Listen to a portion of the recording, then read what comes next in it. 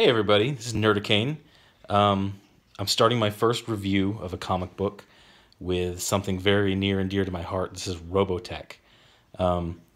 Probably for any of you under the age of 35, you haven't been exposed to a whole lot of Robotech, but it was a great series. It was pretty groundbreaking back in the 80s.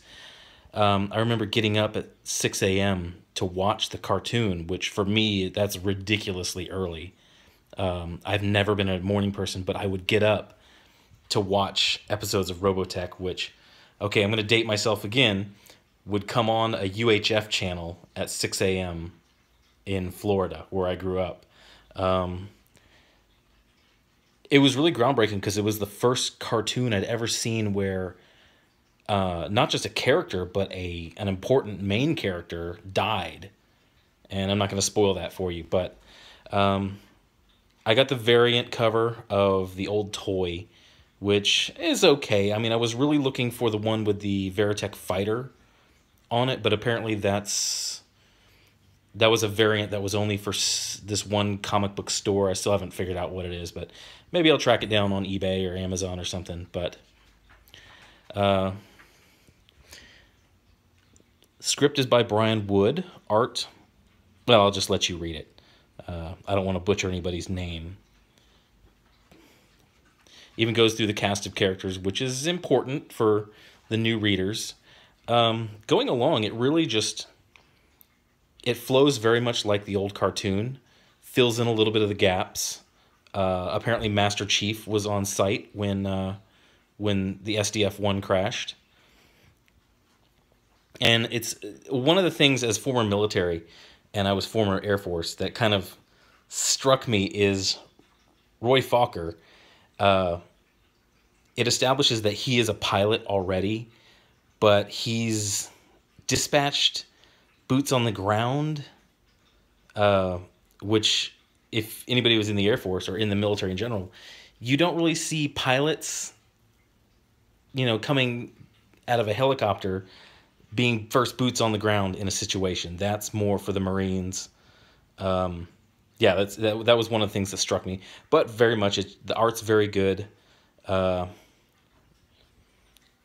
Shows a good amount of destruction, and it jumps. This is cartoon. I'm trying to call it a cartoon. This comic jumps. It just goes from here, wreckage, to major metropolis built up around this alien technology that we don't really fully understand, which would be odd to me that a major metropolis would build up around it.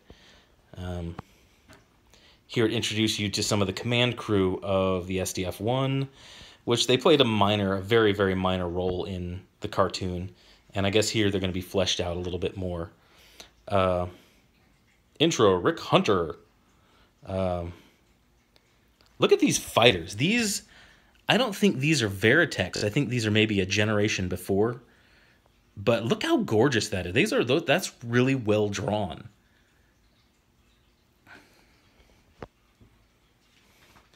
Like I said, art looks good.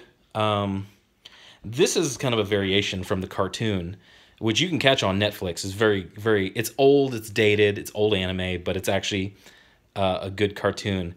Where in the cartoon, Rick Hunter shows up and he's Roy's little brother, and instantly they're just like, "Oh, hey, come on, let's go. Let me show you around. Let me give you a tour." But in this one, he's pretty much a military man. He's like, "Yeah, you shouldn't be here. Get the hell out of here. I'm going to send some Spartans to arrest you." Although they do a pretty piss-poor job of that. Intro the Zentradi ship. They launch an attack. Lisa Hayes is actually, I like her design. She's actually pretty. In the cartoon, she was kind of like plain Jane. She was she would look like the girl back in school who would like narc on you if you were doing something bad. That's who Lisa Hayes. Spoiler alert. That's who Lisa Hayes looked like back then. But she's kind of got like a sexy Jean Grey military thing going on.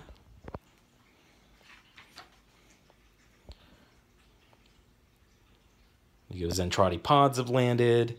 I'm just going to flip through this a little bit quickly because I want you to buy the book.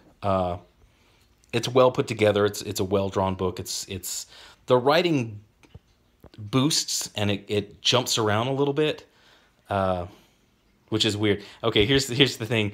He's in a military prison, Rick Hunter, and nobody's watching him. They just kind of cuffed him to this thing, and like a border collie, he slips out of his leash and he's just gone.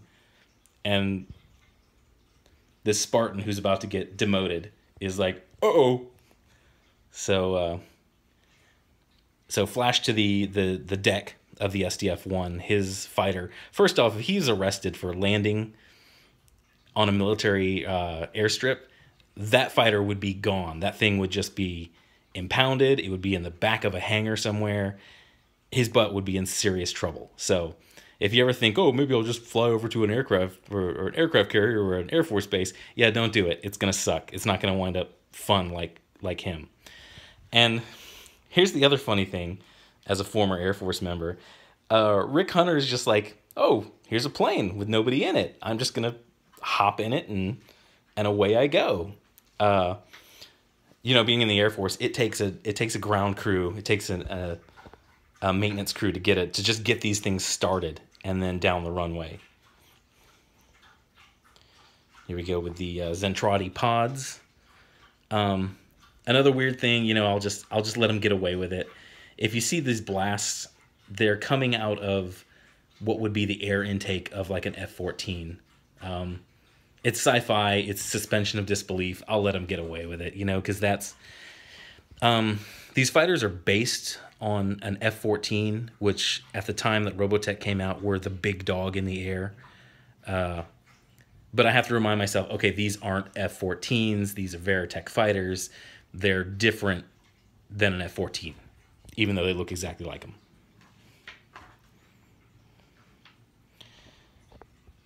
So he's hijacked this plane. Nobody's noticed him. And he's flying it, and now he's getting like a seat of his pants instructional from Lisa Hayes. And he's even saying, hey, I don't know how to do this. This is just funny to me. He's like, I don't know how to fly this plane, but I'm flying this plane, so can you help me out?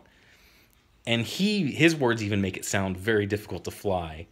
But Lisa Hayes can instruct him as he's flying over the radio on how to do it, which, okay, I'll give it to you. Suspension of disbelief, but it's just funny to me as former military. I think diversity in comics, he was former military too, so a lot of this would be very funny to him. And this is a little, oh God, I'm getting all shaky. Sorry. This is a little twist on the original story. I guess this is Lin Min-mei, who's very important to the story, even though in the original cartoon I despised her character. Oh, she was the worst. But alien invasion, explosions are going off. She grabs a bat, and she's going to go, like, bash some aliens, I guess. This is their first encounter on the ground, and he really is just crashing this thing through her neighborhood, and I'm not sure what she was going to do with that bat. Maybe bash herself in the head with it. She's not going to do anything to the Veritech with it, and she's not going to do anything to the Zentradi with it, but I don't know. And then the writing jumps a little bit, and it just goes to him shooting a pod, which this is the page before, this is the panel before. Then it goes, huh? And he's like Metal Gear with a little exclamation point. And then it doesn't give you any context of where this thing was, where it popped out. It's just like randomly bang. And you know, she's saying get out of the neighborhood, and he's like, they're kind of bantering back and forth. Once again, would not happen because aircraft like that are freaking loud. You can't even talk near them. You have to have a headset on. I actually have hearing damage from just being near them. They're super loud.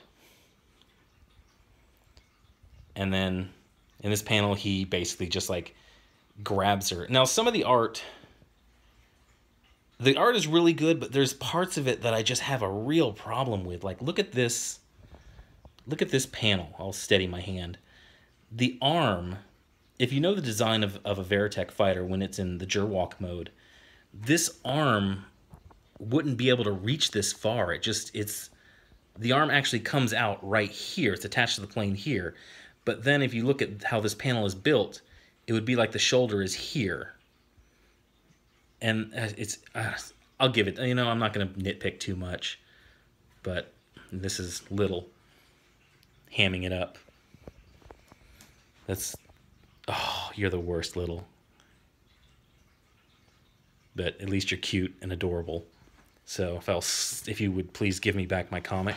Thank you. I'm trying to do a review. But then you go from that panel to this panel, and this is a really good-looking panel. The design of the Gerwalk is shown. Its proportions are right.